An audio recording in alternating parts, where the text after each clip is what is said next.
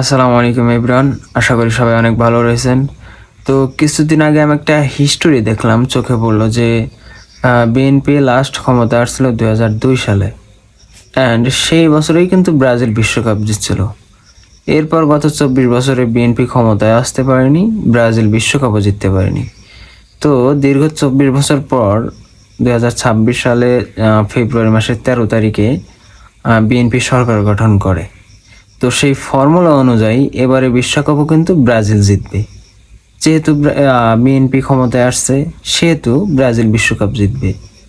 কারণ 2002 সালে বিএনপি ক্ষমতায় আসছিল, 2 সালে ব্রাজিল বিশ্বকাপ জিতছিল। সেই সূত্র অনুযায়ী 26 সালেই কিন্তু ব্রাজিল বিশ্বকাপ জিতবে। তো এখন কথা হচ্ছে, আমি যেহেতু একজন আর্জেন্টাইন ফ্যান, এই যে দেখেন, তো এখন তো আর আর্জেন্টাইন ফ্যান থেকে লাভ নেই, কারণ বিশ্বকাপ যেহেতু ব্রাজিল জিতবে, লাভ কি? কোনো লাভ নেই। তো আমি চিন্তা ভাবনা করছি যে আর্জেন্টাইন ফ্যান থেকে পদত্যাগ করে আমি ব্রাজিলে যোগদান করব। আর আমার একটা জার্সিও কালেক্ট করা আছে ব্রাজিলের, আগে থেকেই নিয়ে রেখেছি, যে হয়তো দল পরিবর্তন করা লাগতে পারে। তো তো ফার্স্ট অফ অল এই জার্সিটা আমি পরে নিই।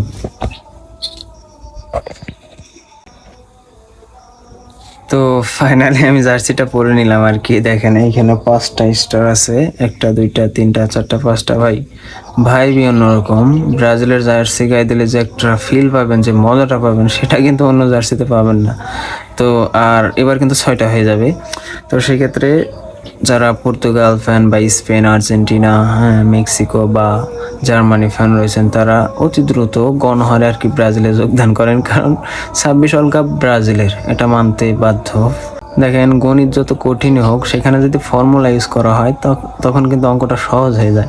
তো এক্ষেত্রে তো অনেকে বলতে পারেন যে ভাই, ব্রাজিল অবস্থা তো বর্তমানে ভালো না, কেমনে বিশ্বকাপ জিতবে? দেখেন ভাই, যেখানে ফর্মুলা বলতেছে ব্রাজিল বিশ্বকাপ জিতবে, সেখানে আপনার আমার কথা তো আর কেউ নেবে না, তাই না?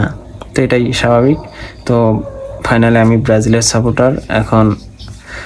ভাই ভাল লাগতেছে, অনেক ভাল লাগতেছে। হ্যাঁ, তো আপনারাও সবাই চলে আসেন। ধন্যবাদ সবাইকে।